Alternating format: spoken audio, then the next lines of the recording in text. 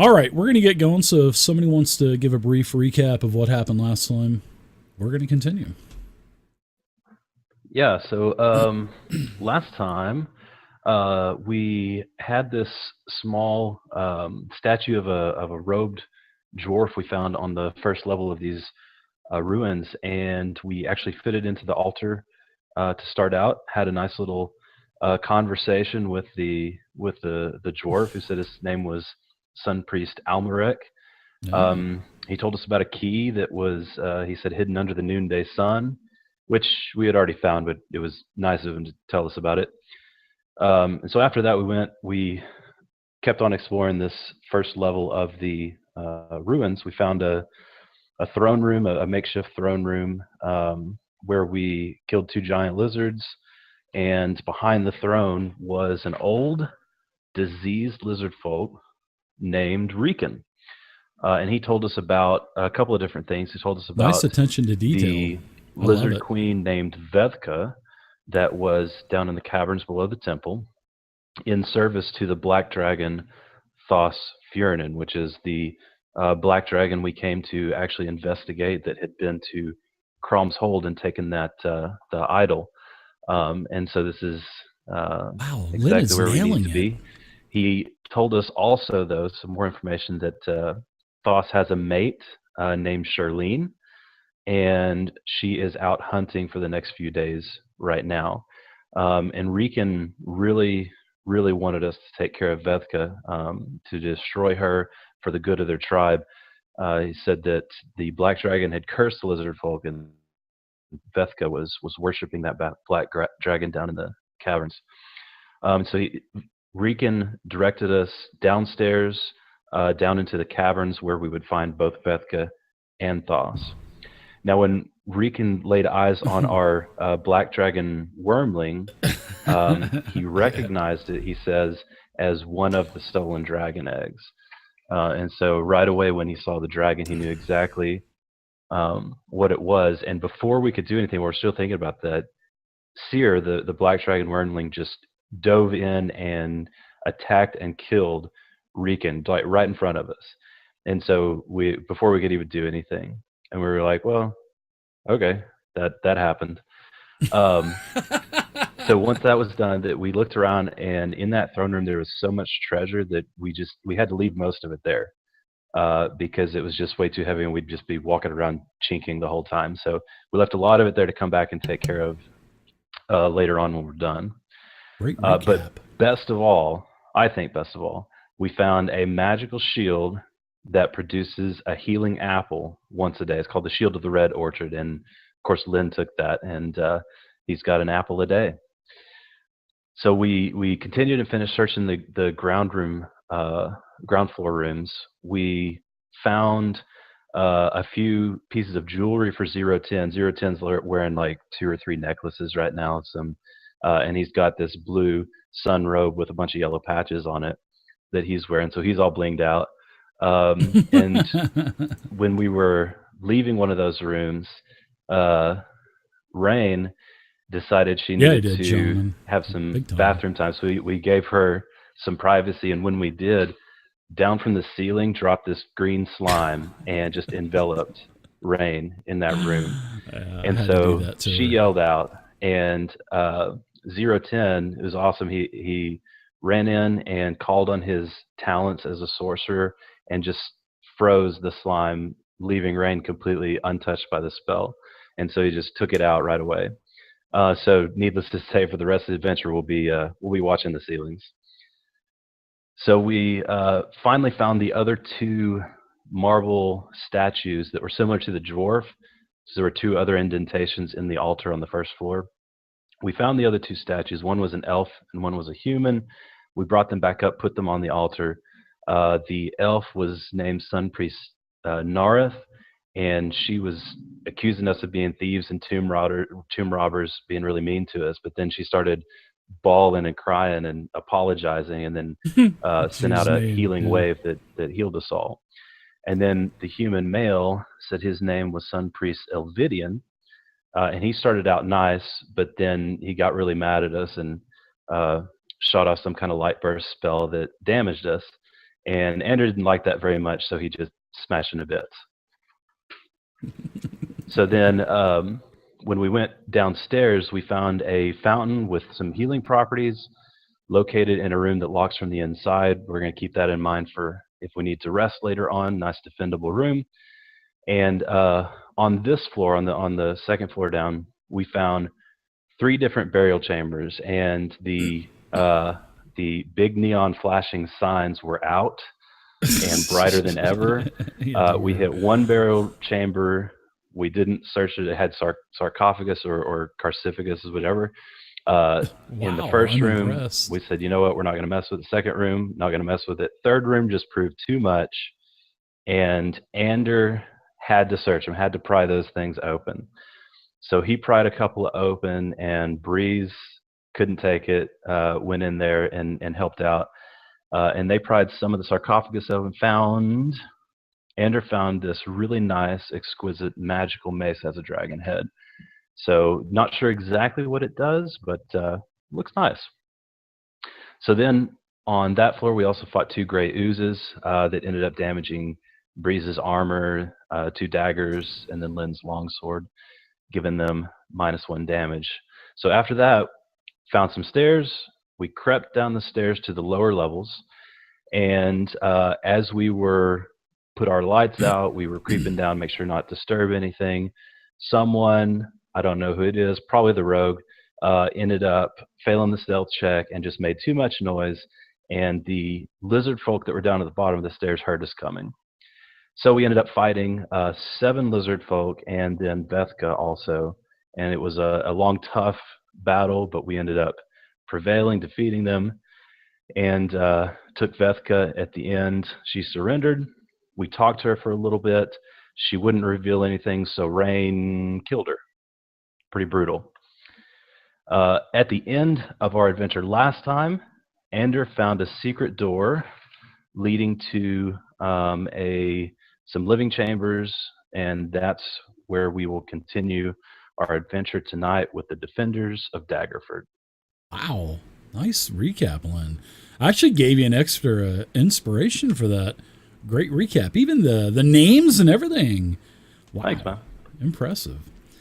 So this is where we're at. You had Zero had just come into this secret chamber, and he had yelled back that it looked like this is probably the secret chamber of Vethka. There's some personal belongings and stuff in here. Then there was another corridor that was traveling to the west. Now, you guys got all of the treasure and stuff that was here. Well, that was out in this main cavern here, this huge cavernous chamber where you just fought Vethka and all the other lizardmen followers.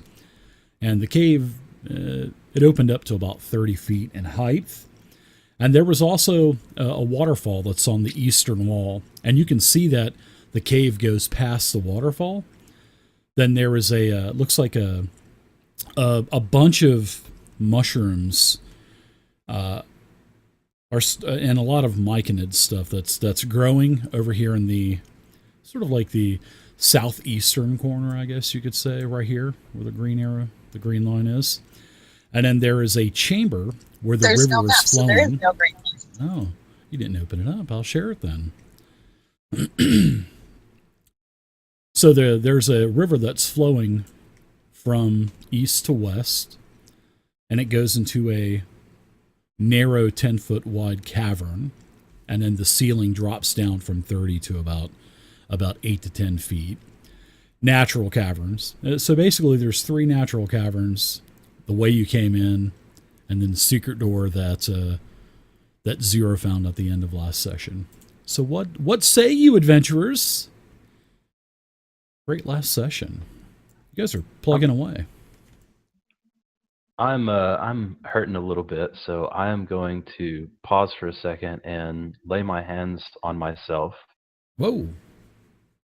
To heal myself for 10 damage. Okay.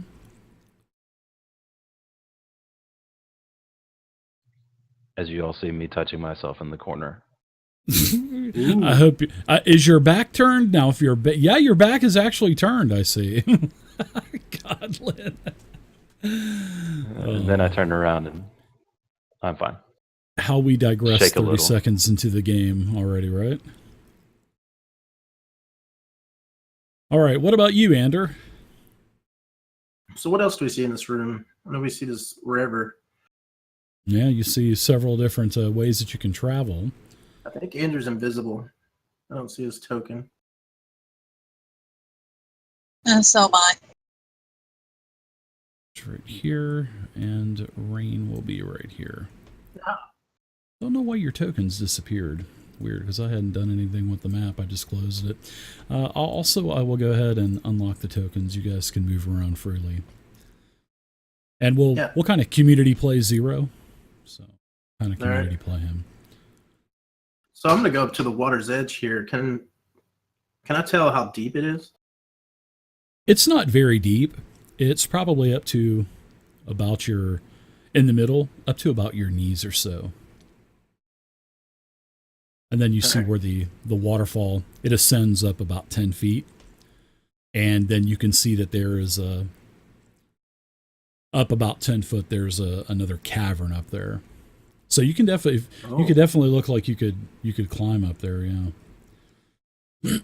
But it definitely looks like there's something more in there. Just besides it's just not a slit in the natural stone to where the water's just pouring out. It's actually a cavern.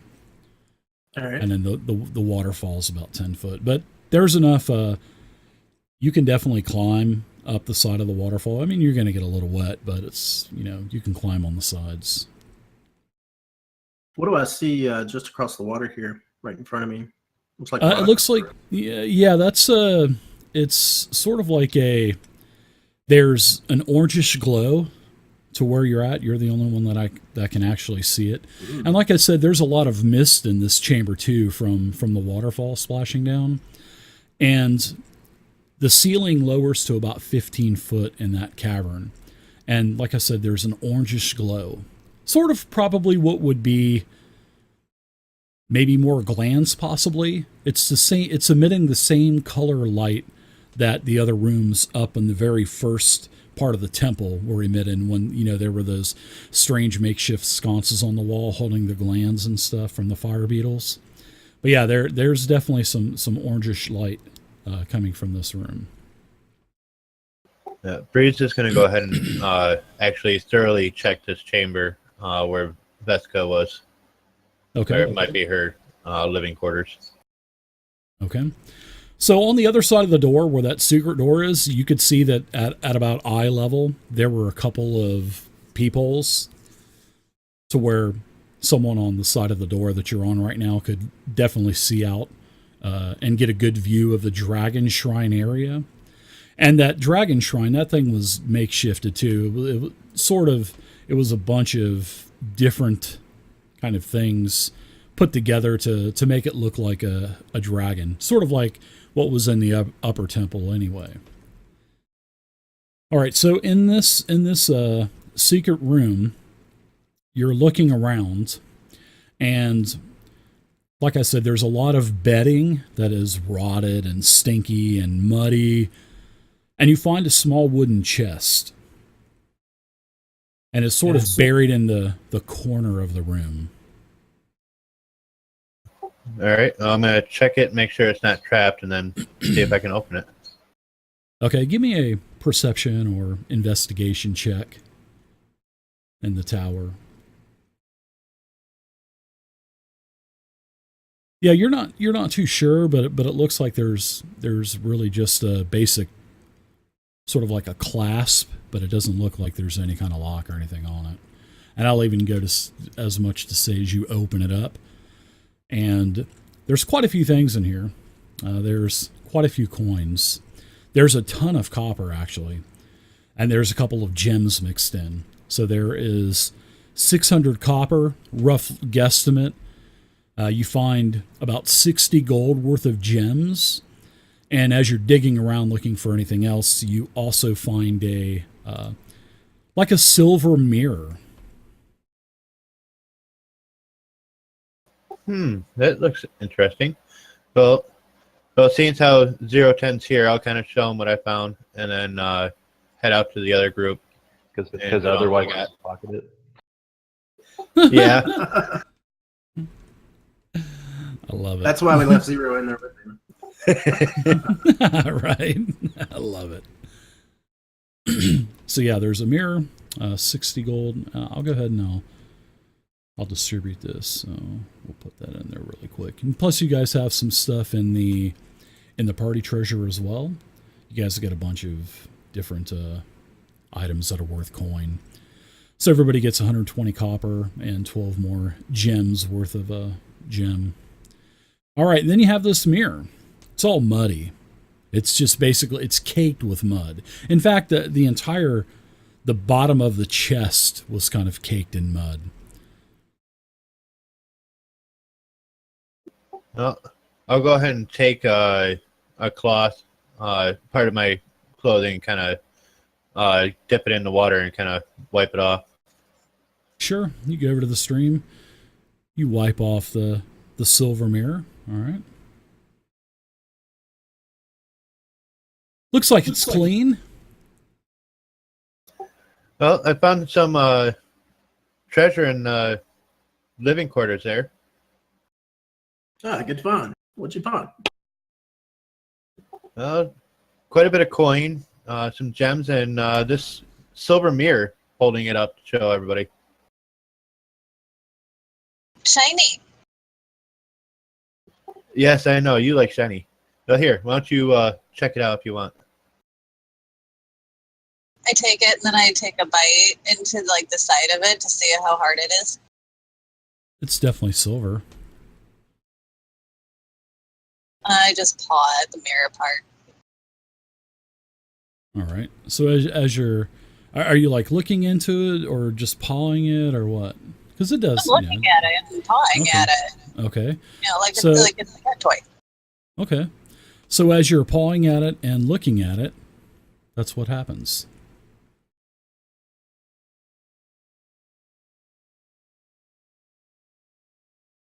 Kind of you're like, weird.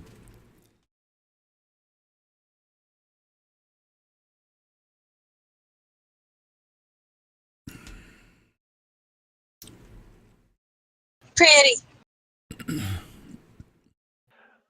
So I want to check out in this waterfall. So you said that we could climb up it?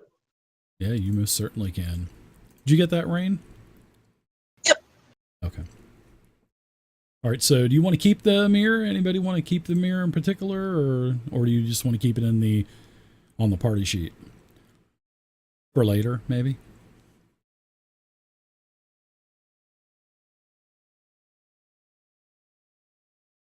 Does anyone hear cows? Ray's been staring at it, so if nobody else wants it, we'll put it in the burgundy pouch. You got it. I will go ahead and assign that to you. There you go.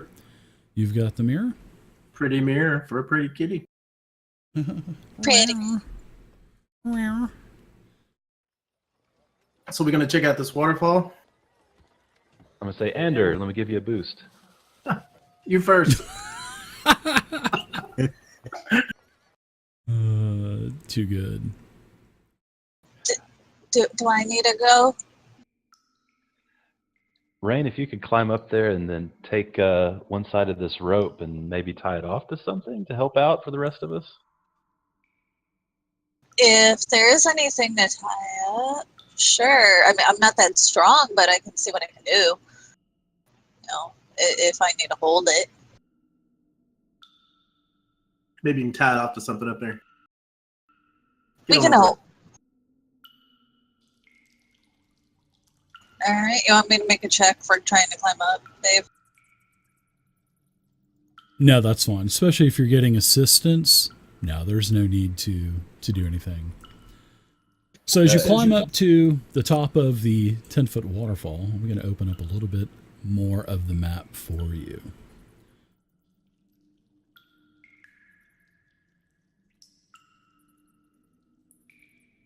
Now, you can see that the water's still flowing from another cavern. And this is a really narrow cavern. And it's not even really, it's sort of just like a I don't know, about a 10-foot wide kind of slit in the rock, and maybe about 3 or 4 feet high, probably just from the water has eroded the rock over the years. But over here to the south, you can see that there's a very narrow 5 foot, not even 5 foot wide chamber that descends south. I see chamber, but I don't see anything to tie the rope to. Oh, there's a couple of rocks. We'll say that there's a couple of rocks that are kind of protruding out of the natural wall that you could tie the rope to assist everybody getting up there. Yeah, sure, we'll say that. Why not? All right, then I'll tie the rope up and I'll throw the other end down the fall there so they can climb up. So I'll turn to Breeze and say, "You want to go up next, sir?" It's ma'am, but yes. I'll go ahead. What? I'm a female, not a male. So Lynn takes a obvious double take, like straight towards her chest, and starts blushing. She's like, "Oh, I'm so sorry." The rope comes down and it lands on Andrew's head. Oh. Thank you, Runa. Thank you for the follow. Oopsies. Now, I will say this. As you guys are kind of jutting around the edge of the pool, it is about knee deep to where you guys are at, but in the middle, I mean, it's just like a very sudden drop off. Probably about 10 foot deep, especially where the waterfall is rushing over the edge and splashing down. It's about 10 foot deep in the middle. So from about here to here, it's like 10 foot deep. Pretty much from the force of the water coming over the waterfall and splashing down in. Breeze is going to go ahead and whistle over to Seer and in Draconic have him asked to get a lift up. Yeah, if you want Seer, Seer can actually fly up. He doesn't even need to. So if you want him right here, he can fly right up. Almost knocking Rain over, by the way. But I was also having Seer grab a hold of me to lift me up there. Oh.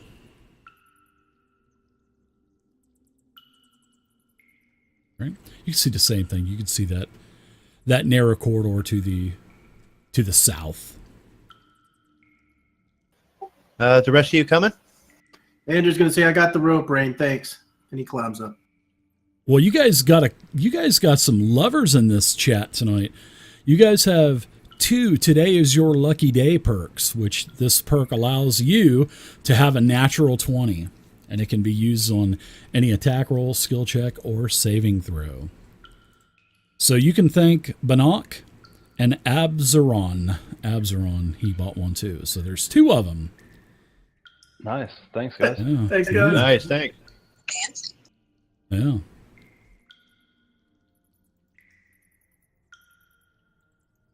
We'll just add the other end of the rope. Abs and Bannock, you can let me know who you want in the chat to get it. If you want to give it to someone in particular, just put it in the chat, and then I'll let the players know. All right, so you guys all work your way up the rope. You see this narrow little 5 foot wide corridor. And like I said, there's this very soft, glowing orangish light. And then it opens up, and Lynn, seeing that you're in the doorway, you can actually see it opens up into a very narrow, maybe almost 15 foot wide towards it's sort of like it hooks around into a cul-de-sac from what you can see. And as you kind of move in a little bit, it reeks of filth, and you can see all kinds of crap all over the floor. And then as you round that corner, there is a huge pile of offal that is about almost 3 feet high. And around this, there are several sticky green-looking eggs. These eggs aren't very large. They're definitely not as large as the dragon egg that Seer popped out of. These eggs are more like, they're sitting in almost like a cup, and these eggs are maybe a little larger than your fist. And it looks like there's 8 of them that are around this pile of crap, this offal.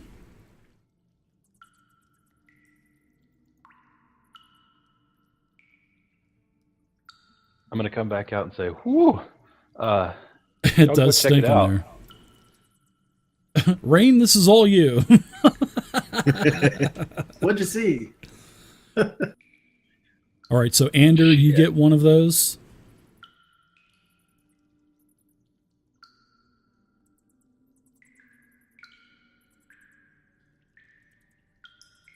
One of those. And then Rain gets one. Ander, you get one from Abzer. Rain gets one from Banach. Ah, thank you. Thank you. There's some eggs in there around a pile of just nastiness. Yeah. 8 almost fluorescent, glowing greenish eggs with these black veins that are kind of pulsing around the egg. Looks really nasty. All right, since nobody goes in, I'll turn around and I'm going back in. I just took my man getting up that waterfall. I love it. Be my guest. All right, so just as you get inside here, Lynn, Ander was right behind you. All of a sudden, the eggs kind of, this big nest in the middle kind of just explodes as a huge creature jumps up out of the middle of this fodder and filth and crap. The creature looks like this. Huge lashy tentacles that are just kind of flowing. Huge big black bulbous eyes. And it looks like it's got 100 different legs as it swirls up, and it looks like it's going to attack. So I am going to do a roll really quick, which I should have done beforehand. So who has a passive perception of 14 or higher? In fact, I have this wrote down, and I should just open up my book, stop being lazy, and look really quick. I'm going to turn to Ander and say, what the hell is that? Do you know what that is? Gross. You guys can go ahead and give me a nature check. Gladly.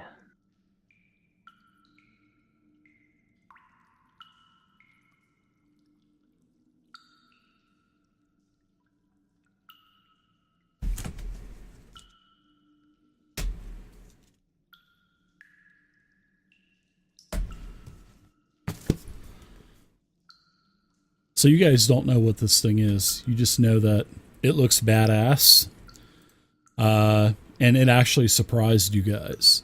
You guys did not notice anything, and it got the element of surprise on you. Rain, you had a decent perception check, but you were actually no, that was not Rain. That was a check by me. So yeah, your 2 perception scores were a little lower than what the passive perception was that you needed to notice it. Okay, so we are going to go ahead and start combat. The carrion crawler, you guys don't know it's a carrion crawler, but you can see it on the, of course, the tag. It will get advantage on its attack, and it will make 2 attacks on Lynn. So the first attack with its tentacles on Lynn, advantage is a 24. That is a hit. So you are going to take a total of 4 damage, so a total of 6, and it's going to be sort of like a bludgeoning and a poison type of damage as the tentacles kind of splash poison all over you. Now, as you're starting to lose your breath, I'm going to let you do a Constitution saving throw. So let's let you do the con saving throw. Oh, wow. Holy crap. That is a clutch critical hit. Nice 20, by the way. So I flex and the poison spits back out? Yeah, you're not affected by this poison at all. But it does follow up with a bite attack also. Yeah, nice resist. And it hits you again. And the teeth sink into you for 5 piercing damage. Okay, so you guys go ahead and roll initiative.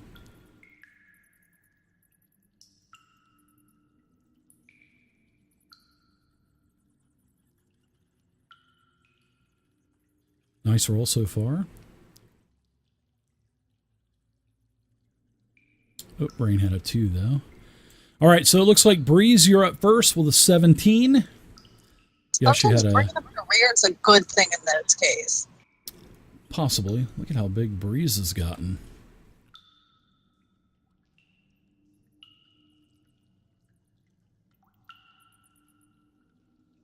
All right, Breeze, what say you? You're up first. I'm going to go ahead and pull out my bow and basically ready an action for if it comes into sight where I can shoot at it. Okay. Well, you could go in. You can move in if you want. You'd have to be behind Ander, but then you'd get a -2 because of all the people in your way.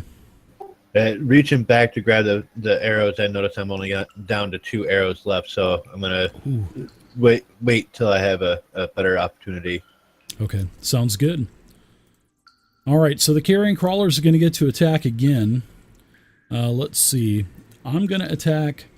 I'm actually going to try to attack Ander with the tentacles. It has a nice reach of a 10. But you basically hold up your shield, and all of the tentacles slam and kind of splash poison all over the place. And then the bite is going to go to Lynn, and the bite is also a miss. So Ander, you're up now. You can have enough room to move in there if you want to. Sort of like right below where Lynn would be. Yeah, I'm gonna run back out and shout, "Here it comes!" Here it Leave goes. me in here by myself. Thanks. Well, I'm going to go ahead and give you an attack of opportunity, seeing that you left, and there is a very nice reach. So I'm going to go ahead and slash tentacles at you one more time. That time, this is going to hit with the tentacles as just before you get out of the reach.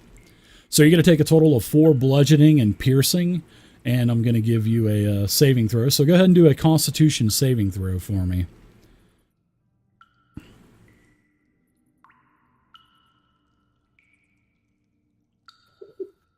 Okay, so you failed your Constitution saving throw. So now you are nauseated, and you are going to be poisoned for 1 minute. So I'm going to put the poisoned effect on you, and that will last for 1 minute. And then, just as you get out here, all of a sudden, all of your muscles just tense up, and now you're paralyzed. Gotta love carrion crawlers. So you're poisoned and paralyzed, and you're just kind of stuck in like an animated motion. All right, so let's go to Lynn now. At the end of your next turn, you'll be able to make another saving throw to try to resist the paralyzation. All right, Lynn. So I am going to take a disengage action. Okay. And run out of here. Okay, you're going to run right past Lynn. Now Lynn's going to be in harm's way. Oh my gosh, that's awesome. So you can go ahead and move freely. So Summer McMax, if anybody has a 1, you guys are going to get to roll on the new revised critical fumble table. And then Cyblade, he purchased This Monster Hates You. So this is gonna that's actually a benefit for you as well, because it makes the monster have a natural 1. That's my discretion. So very good. Wow. So Dave, as I run past, can I run into Ander and knock him out of the way, or do I just have to go on? He's past? sort of like on one foot, kind of like frozen like a statue. But yeah, if you want to say thanks, buddy, and nudge him, I mean, he's still going to be paralyzed, but there's a chance he could fall into the water. You know, it's up to you if you want to. Water as you're running by. Yeah. He may end up floating and then falling over the edge of the waterfall, which would be pretty cool. But he may drown. It's up to you. Whatever if you want to knock him over, you can. But I mean, you can easily, just for double movement, that square that he's in would just be double movement as you move through him. So. All right, I'll just go on past him. Okay. All right, Zero. Okay, Dave. I'm in Columbus. So let's move Zero over here to the corner. Seeing that Zero is a caster, basically, we'll go ahead and we'll play him like a sorcerer. In the room. No, we'll just charge him in, right? I'm not going to do that to him. All right, so Meechin, she's here. She's going to stand fast. She's gonna wait for this thing to come out, because she's seen you and Ander coming out. So, all right. Oh, I'm taking the defensive position myself. Okay. Claude's out, but I'm staying the fuck put. Okay. How about Seer?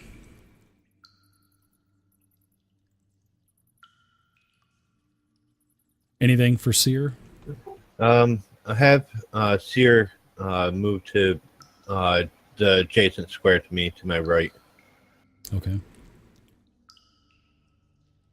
And then as an action to the immediate right of me, grab a hold of Ander and pull him back.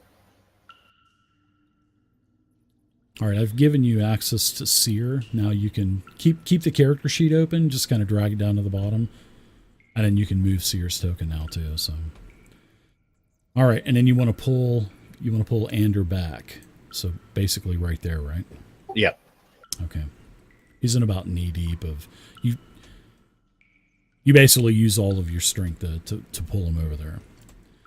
All right, so now we're in round 2, and Breeze is back up. Well, seeing how now we kind of got a set up here, I'm going to go ahead and switch to my rapier and have that ready. So as soon as it comes into mine, well, actually, attack it. Yeah. Okay. So you basically you used part of your action to pull Ander back, and then or did Seer do that? Seer pulled back, Seer. Right? Yeah, okay, Seer I got you. Yeah, I got you now. So you were gonna put your bow away, pull out your weapon. Yep, and ready the action. So as soon as it comes in range, attack it. Yeah, because you can feel this thing rumbling down the corridor now as it kind of squeezes its way through. All right, and then it pops its head out right here, as it is now the carrion crawler. So now you can go ahead and take your ready to action, Breeze, and Meechin will also take her ready to action as well. And she'll let you out with her longsword. All right, now will Breeze get her sneak attack too, seeing how it's in melee with the other one now? Sure, yeah. Oh wow, that was actually a crit, which is really nice. Wow, that's it. All right, so the carrion crawler is going to take a total of 9. Your rapier hit, Breeze, from the ready to action is a hit also. So go ahead and add your sneak attack damage on there. Yep, that was already added on. Okay. Oh, I see it now. Sorry about that. Total of 18 damage from the rapier. Yeah, very nice. Okay. So the carrion crawler's been damaged quite a bit from the 2 attacks. Let's go ahead and go to the carrion crawler attacking twice now. It's going to do 2 attacks. The first attack will be a tentacle attack on Meechin.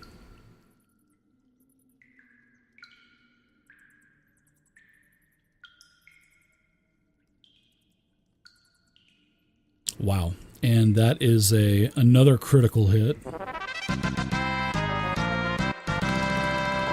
Meechan's going to take 6 damage, and Meechan will do a Constitution saving throw, which she fails with a horrible critical fumble. So she is now poisoned, and she is paralyzed.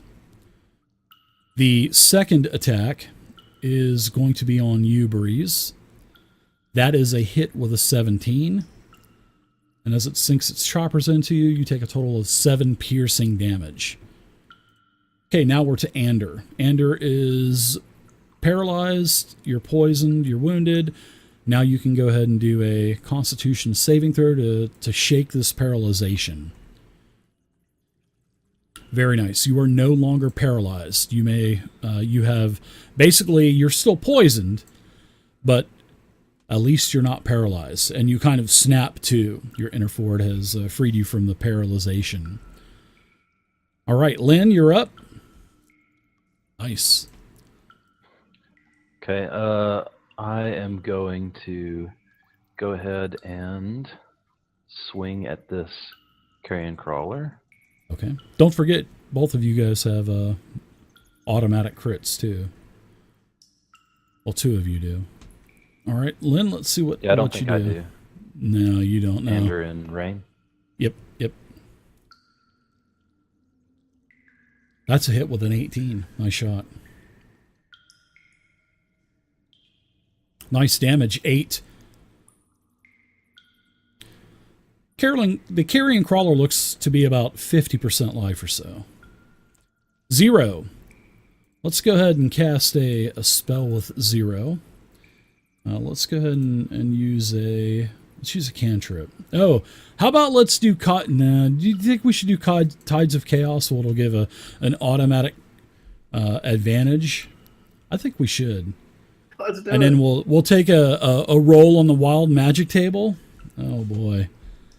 Let's not do that because it could get. Let's just do a fireball. I'm sorry. My luck, I'll kill the party with an 8d6 fireball, and then I would feel totally bad. All right. Oh, wow. Look at that. Wow. A 20 crit with a firebolt. Wow. So the carrion crawler is going to take 10. Yeah. There's been 3 crits so far. Actually, I think 3 crits. Very nice. 0 is going to stay there. Meechan. She's paralyzed, so I will go ahead and do a Constitution saving throw. She fails it. She's still paralyzed. Rain, you may go ahead and go now. Okay, I'm going to step somewhere right there and throw a dart at it between Lynn and I would too, Gerbil. Me too. I would. I definitely would. Oh my goodness. Wow. Another critical hit. Wow, Fantasy Grounds loves us tonight. What happened? We Yeah. never do this gut. Man, you guys are doing great. Your old damage. Oh, minimum 5. Well, that's okay. You still got an auto crit, so use it or lose it, sister. Anything else for you? All right, Seer's up. Breath is not recharged yet. All right, that's what I was just about to ask. Yeah, it rolls a d6 every time it's Seer's turn, and it will recharge on a 6. So I'll let you know when it recharges. All right.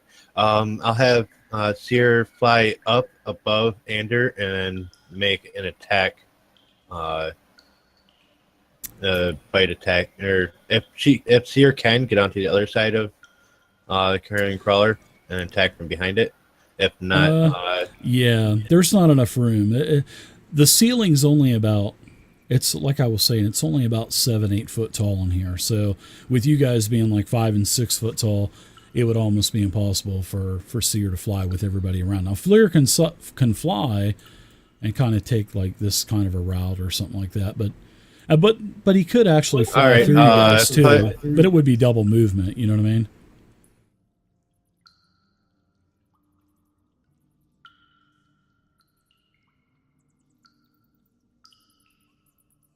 Okay. Yeah, Seer can get a He can get an attack in on the carrion crawler. Yeah. All right. And you should be able to control the attacks on the character sheet too. So. Oh. Oh wow. So we are going to go ahead and take a roll on the new critical fumble. The new and revised critical fumble table. Have you guys checked that out yet? Have you guys downloaded it? Oh, yeah, I've downloaded it, yeah. Yeah. Do you guys like the format and everything of it? Look all right? Yeah, it looks pretty good.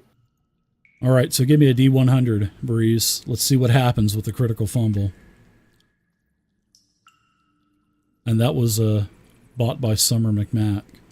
All right, so 46. That kills our dragon. We're in deep shit. Basically what happens is Seer kind of loses his footing and whatnot. What he's going to do is slide, seeing that it involves a weapon type of mechanic, this one does. I'm going to say that he is going to move one direction. So give me a D4, and then I'm just going to move him a direction because he loses his footing. Okay, so 2, he's basically just going to slide backwards. It's forced movement, so the carrion crawler won't get an attack of opportunity. So there you go. All right, let's go next to round 3 with Breeze. All right, I'm going to go ahead and continue with my rapier on it. Yeah, go for it. That's a hit with a 14. Wow, nice. The carrion crawler goes down with all of that. Max rapier damage and your sneak attack goes down. Carrion crawler is dead. Wow, I'm going to ask everybody else and see if they know what was that thing. Yeah, everybody that didn't do the initial nature check, go ahead and give me a nature check now. As I'm kicking it to make sure it's not still alive. Yeah, you kick it a couple times, it twitches, but nothing happens.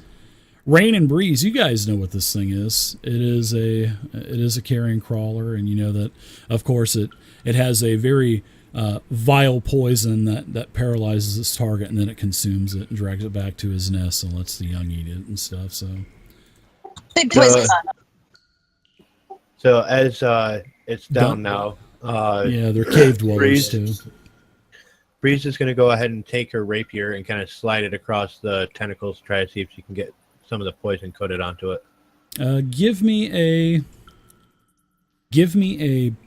Are you proficient with the poisoner's kit? Yep. Okay. Then go ahead and give me a nature check as you're trying to extract a vial. Do you want me to add a proficiency bonus? Oh yeah. Yeah, we'll make on your skill check tab, we'll make a poisoner's kit. Sort of like for nature. So go ahead and do your nature check and we'll get it in there. Nice. You can extract 1 dose of a poison. And then just go ahead and call it carrion crawler poisonous bile. And then whenever time permits, you can set up your little alchemist lab, and then you can make a 1 application of poison later on. It'll probably be, I believe there is a carrion crawler type of poison in the Dungeon Master's Guide. I'll look it up in a little bit for you.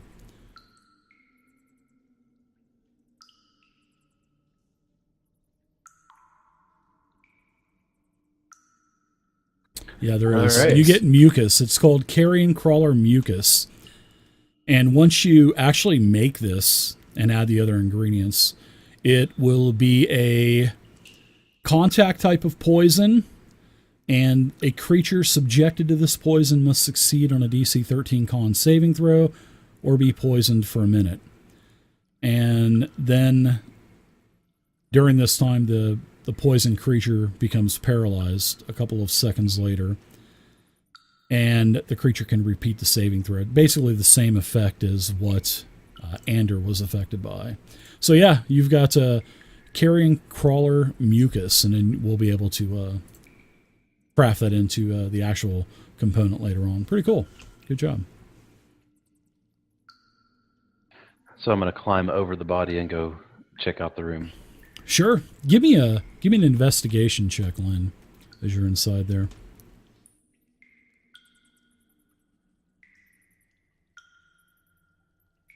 Nice. As you're kicking this stuff around, you're kicking all this stuff, you hear like a little metal ping, and you, out of the corner of your eye, you see this shiny ring hit the wall and bounce off the wall and fall onto the floor. It's a pretty nice looking ring. I'll pick it up and take a look. Wipe off the dirt and grime and stuff. Sure. There's some inscriptions and stuff on this. And the ring itself has like all of the inscriptions on the ring have like this very light greenish, almost sea greenish type of glow to them. Because you're kind of giving the ring a once over in a while. And then you start to say, "My precious." No, I'm just kidding. You don't say that. Yeah, that's what I'm thinking.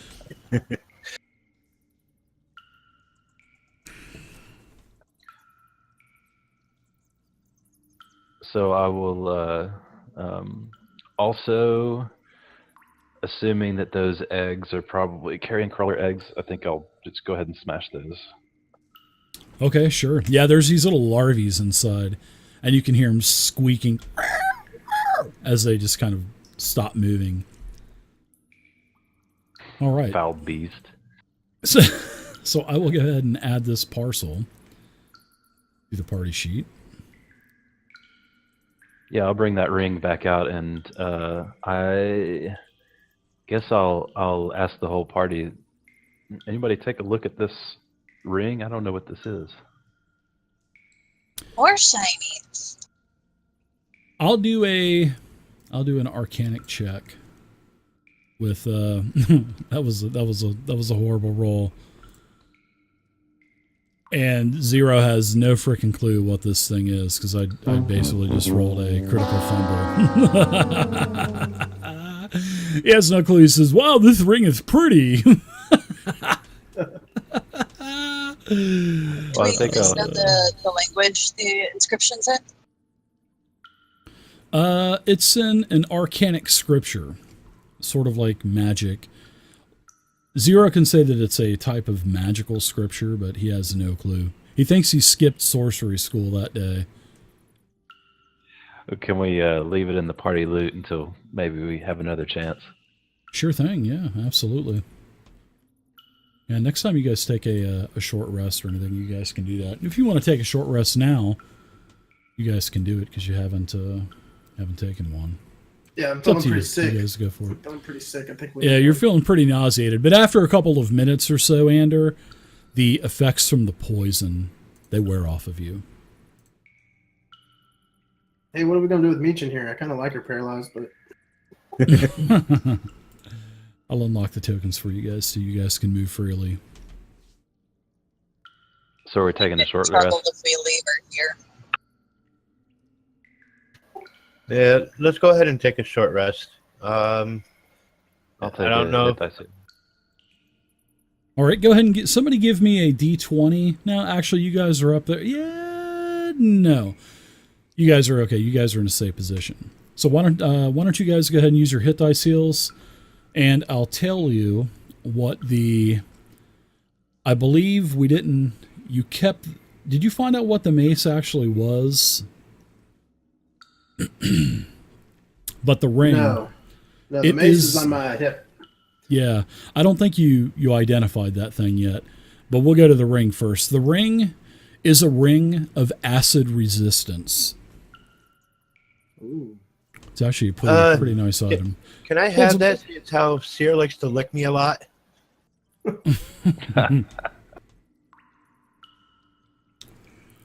And the dragon mace, it is called Dragon Thumper. It actually has a name, and the name is called Dragon Thumper. And the mace is super light. It only weighs a couple of pounds. And it has this beautiful dragon head on the end of the mace. And you know that if you get close to a dragon, the head of the mace starts to shed a light. Sort of like, not a super light, bright, 100,000 Q-beam light or anything, but just like a candle's flame, enough light. And then you know that this Dragon Thumper mace will do a little bit extra damage to dragons also. And I believe that's all of the items. Well, I also have an unidentified item in my inventory too. What is that, Breeze? It's at the very bottom of the list. The Thieves' Tools? Nope, right underneath it. It shows anyways that I've got an unidentified item there. I don't see anything under Thieves' Tools. What is it called? Oh, it says unidentified item, right? Yeah, this is it's just a fist-sized chunk of jade that's worth 100 gold. That's pretty much what it is. I should have already identified it for you. Sorry about that. That one snuck past me. That's all right. I think that was what you hijacked, wasn't it? One of the things I had that was the thing that was letting off a light. I have a gemstone that I have that sheds a light, but I don't know what it is. Like if it has any magical properties or not. Let's take a look at that.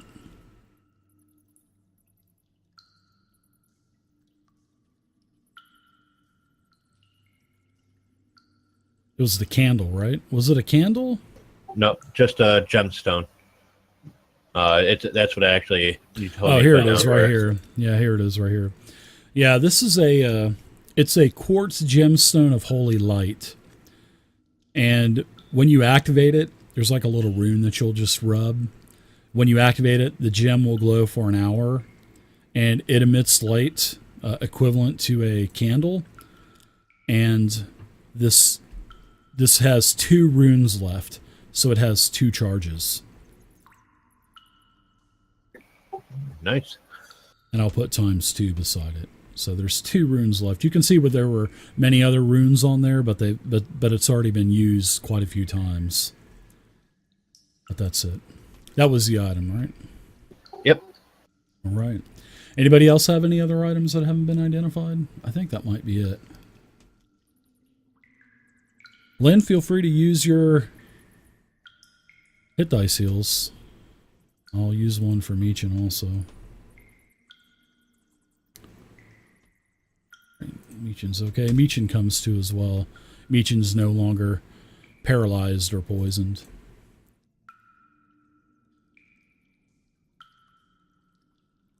Okay, adventurers, your hour has gone past. Are you gonna tell the tracker that we had the short rest so I can get a key back? I will do that. Thank you.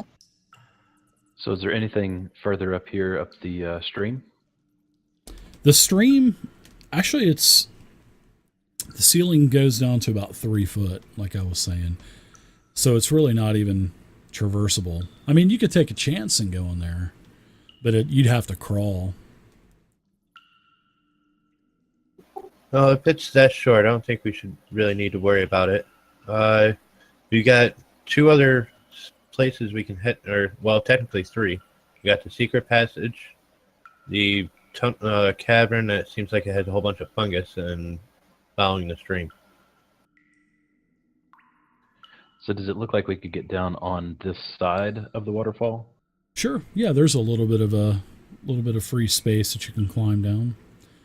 You can even drag the rope over there and use it as for assistance.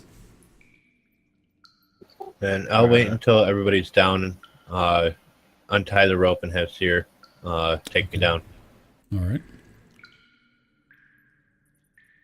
Oh, I was gonna untie it.